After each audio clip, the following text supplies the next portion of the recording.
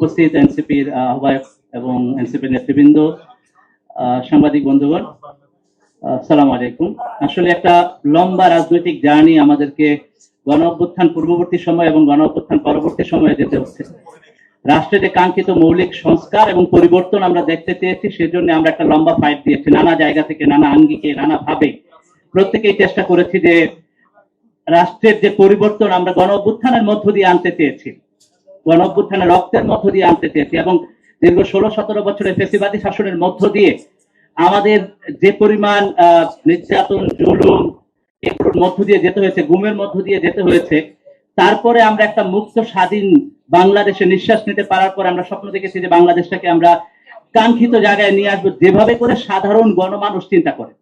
তো সেই জায়গাটায় কাজ করেছি আমরা, নানা আঙ্গিকে, নানা ভাবে চেষ্টা করেছি, এবং এই যে বর্তমান বাস্তবতা এসে আমরা দেখতে পেয়েছি যে সংস্কারের প্রশ্নগুলোর ব্যাপারে রাষ্ট্রের যে অবস্থান, সরকারের যে অবস্থান, সেখানে জনগণের মধ্যে একটা গণহতাশা তৈরি হয়েছে। এবং এইরকম বাস্তবতায় সামগ্রিকভাবে ঐক্যবদ্ধভাবে জাতিকে একসাথে নিয়ে যে সংস্কারের প্রত্যাশা এবং যে গণ অভ্যুত্থানের আকাঙ্ক্ষা, সেই আকাঙ্ক্ষাকে বাস্তবায়ন করার জন্য একসাথে কাজ করাটা অতীব জরুরি হয়ে দাঁড়িয়েছে।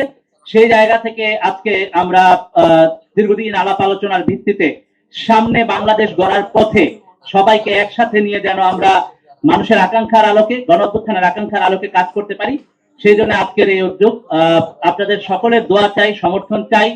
সামনের এই পথযাত্রা এনসিপি অনেক বেশি গ্রো করবে এবং আগামী দিনের জেনারেশনের যে স্বপ্ন, এই স্বপ্নকে ধারণ করে বাংলাদেশের মানুষের আকাঙ্ক্ষাকে বাস্তবায়নে অগ্রসর হবে। সেই জন্য আপনাদের সমর্থন এবং দোয়া আগে যেভাবে ছিল সেভাবে অব্যাহত থাকুক, সেই কামনা করি।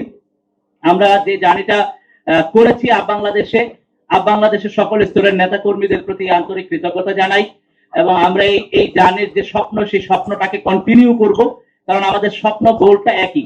সেই গোলটাকে বাস্তবায়ন করার রাস্তাটা ঐক্যবদ্ধ হওয়ার ফলে আরো শক্তিশালী হবে। সেজন্যই আজকের এই আমাদের প্রচেষ্টা। আপনাদের দোয়া চাই আবারও। আসসালামু আলাইকুম।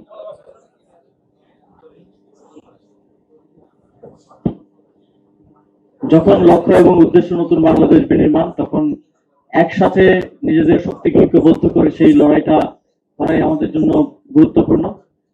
এবং জাতীয় নাগরিক পার্টির এই যোগদানের কর্মসূচি এবং কার্যক্রম চলমান থাকবে। এই মুহূর্তে আপনাদের সামনে বক্তব্য নিয়ে আসবেন, এবং যারা আজকে জাতীয় নাগরিক পার্টিতে যুক্ত হচ্ছেন, বিভিন্ন পর্যায়ের জাতীয় নেতৃত্ববৃন্দ তাদের নাম ঘোষণা করবেন। জাতীয় নাগরিক পার্টির সম্মানিত আহ্বায়ক, ঢাকা 11 আসনের মাননীয় সংসদ সদস্য এবং বিরোধী দলীয় চিফ হুইপ নাহিদ ইসলাম, মোহাম্মদ নাহিদ ইসলাম।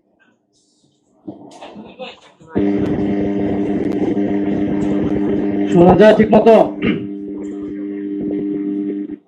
আসসালামু আলাইকুম।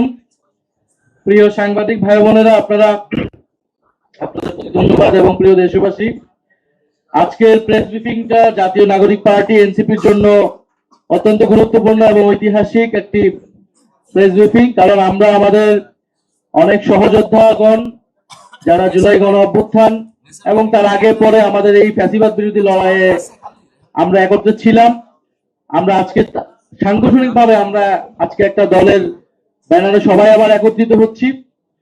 ফলে এটা আমাদের জন্য অবশ্যই খুবই, এনসিপির জন্য খুবই আনন্দের সংবাদ আজকের দিনের জন্য।